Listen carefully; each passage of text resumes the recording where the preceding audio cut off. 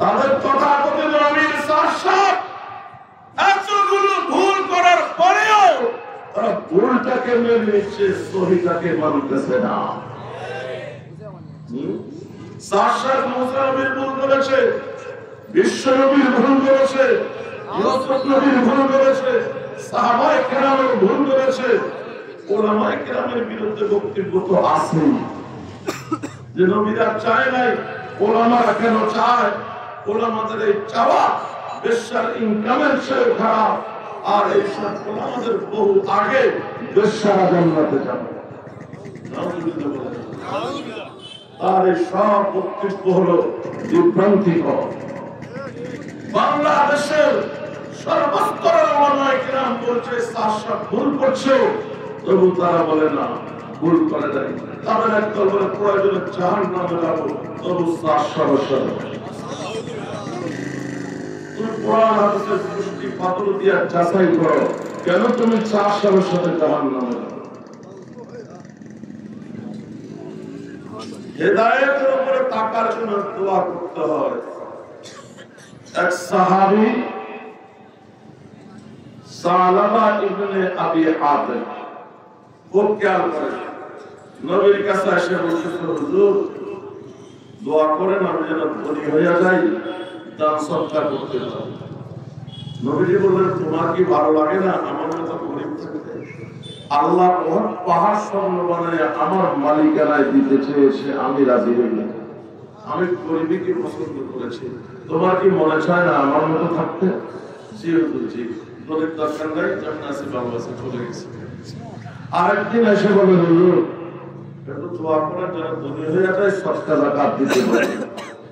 আর রাসূল আবারও বললেন, তোমার কি মনে চায় না আমার মতো থাকতে? জি হুজুর জি। আরেকদিন এসে বলছে, হুজুর একটু দোয়া করেন যেন ধনী হয়ে যায়। আজ নবী কিছুই বললেন না, দোয়া করে দিলেন, সাহাবা ধনী হয়ে গেল। সুবহানাল্লাহ বলেন। সে বকরির খামার করেছে, তার বকরি এত বরকত হয়েছে মদিনায় থাকা সম্ভব নয়, মদিনার একটু দূরে খামার করেছে। এত বেড়েছে ব্যবসা, ওই জায়গায় সম্ভব না, আরো দূরে ইউনিট 3 করেছে। এখন সেখান থেকে 5 ওয়াক্ত আসতে পারে না, শুধু জুমায় আসে মসজিদে নববীতে। আরো বরকত হয়েছে, আরো দূরে সে ইউনিট করেছে, এখন জুমায়ও আসতে পারে না। কথা বলেন, এখন জুমায়ও আসতে পারে না। এরই মধ্যে যাকাতের আয়াত নাযিল হয়েছে। নবীজি এক সাহাবীকে পাঠালেন, যাও সালাবাকে বলো তার বকরির গণনা অনুসারে যাকাত।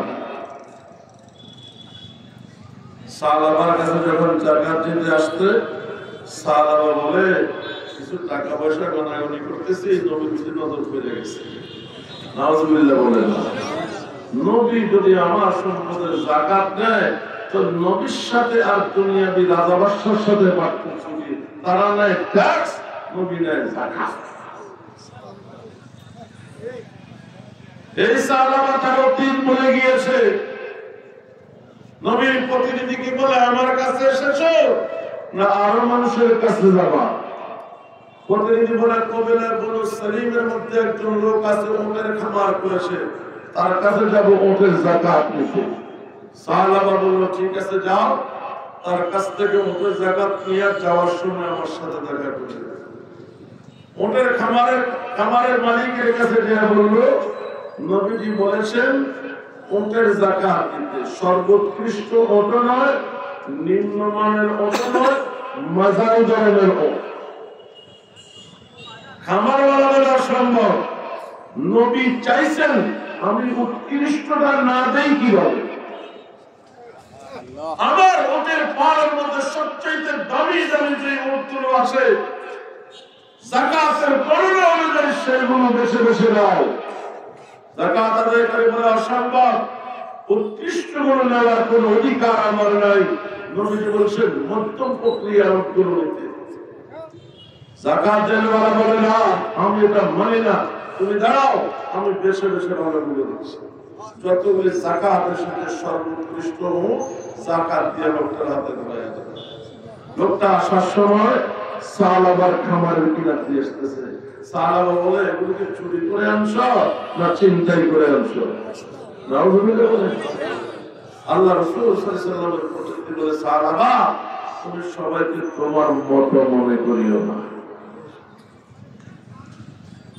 পুরা ঘটনা মদিনায় এসে নবীজি কি বললেন?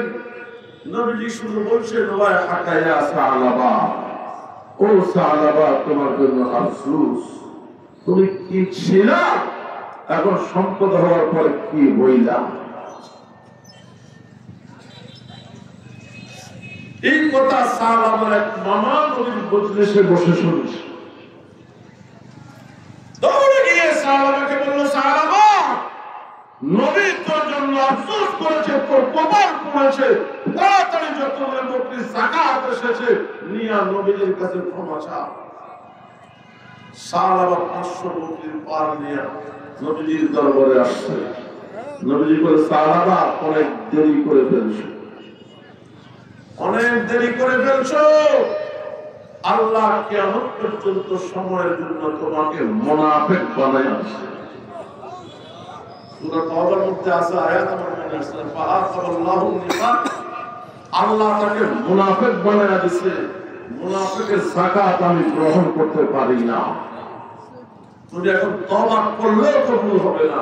তুমি তোমার অতীত ভুলে গিয়েছো, সম্পদের মালিক কোন উসিলায় হয়েছো, আর সেই সম্পদের মালিক যে নবীর উসিলায় হয়েছো, নবীর চারার জন্য যাকাত দিতে পারো নাই, নবীকে দুনিয়ার ভালোবাসার সঙ্গে তুলনা করেছো। তোমাকে মুনাফিক বানাবে না, কাকে মুনাফিক? সাহাবা চলে গেছে। সিদ্দিক আকবরের আমলে 1000 বকরি নিয়ে আসছে যাকাত দেওয়া। সিদ্দিকের মানায় কোনো মতে মুমিন হতে পারে কিনা? সিদ্দিক বলে, সাহাবা যে যুগে ওহী নাযিল হতো ওই যুগে তোমার যাকাত নবী গ্রহণ করে নাই, আর এখন ওহী বন্ধ, আমি কোন ধরনের যাকাত গ্রহণ করছি? নিয়ে যাও তোমার যাকাত। সিদ্দিক আকবরের পরে 1000 বাকি আছে, 1000 বকরি নিয়ে সাহাবা যাকাত দিতে আসছে। খলিফাতুল মুসলিমিন হযরত ওমর রাদিয়াল্লাহু তাআলা আনহু বলেন, হযরত ওমর রাদিয়াল্লাহু তাআলা বললেন, সাহাবা নবী তোমার যাকাত গ্রহণ করে নাই, সিদ্দিক তোমার যাকাত গ্রহণ করে নাই, আমি কি করে তোমার যাকাত গ্রহণ করব? সাহাবা কঠিন রোগে আক্রান্ত হয়ে তার শরীরের বস্ত্র পচে পচে মরেছে, মানুষ খোঁচায় খোঁচায় গর্তের ভিতরে তাকে দাফন করেছে। দাফন করার পর আগুন জ্বলতে শুরু করেছে। সাহাবা খাঁটি মুমিন মুসলমান ছিল, কিন্তু সে নবীকে পুরোপুরি মানতে পারে নাই। কথা বলেন, কথা বলেন। দেওবন্দের শাইখুল হিন্দের সন্তান, শাইখুল হিন্দের খলিফা, শাইখুল হিন্দের শাগির্দ হযরত ইলিয়াস সাহেব রাহমাতুল্লাহ আলাইহি যে তাবলীগ শুরু করেছে, শাইখুল ইলিয়াস সাহেব রাহমাতুল্লাহ আলাইহি যে মার্কাজ থেকে আরম্ভ শিখেছে, সেই মার্কাজের ফতোয়া তোমরা মানো না, তোমাদের পরিচয় সাহাবার মতো। যে দেওবন্দের উসিলা তাবলীগ পেয়েছো, আর সেই দেওবন্দ মানো না, যে নবীর উসিলার সম্পদ পেয়েছে সাহাবারা সেই নবীকে মানতে পারে নাই, যে ইদারার উসিলার তাবলীগ পেয়েছে সেই ইদারাকেই মানতে পারতেছে। তোমরা দেওবন্দ মানো না, হাটহাজারি মানো না, পটিয়া মানো না, আঙ্গুরা মানো না, রেঙ্গা মানো না, তোমরা দরগা মানো না, কোনটাই তো মানো না। আবার দাবি করে তোমরা হকের উপরে আসো। সারা দেশের উলামায়ে কেরামের বিরুদ্ধে যাওয়া এটাই হক। কি করে ভাবতে পারলে এটা হোক? তবে ওলামায়ে কেরাম কি ঘোড়ার ঘাস কাটে? আল্লাহ বুঝার তৌফিক দান করুন, আল্লাহ বুঝার তৌফিক দান করুন। আমরা পরিষ্কার করে বলতে চাই যে কোন প্রকার তওবা করে ফিরে আসো। বাতিলের মোকাবেলায় কওমি দেওবন্দিরা ছিল, আছে, থাকবে। সেই বাতিল পর থেকে হোক, আপন থেকে হোক, সেই বাতিল পর হোক আর আপন থেকে হোক, ওলামায়ে দেওবন্দ বাতিলের বিরুদ্ধে ছিল, আছে, থাকবে।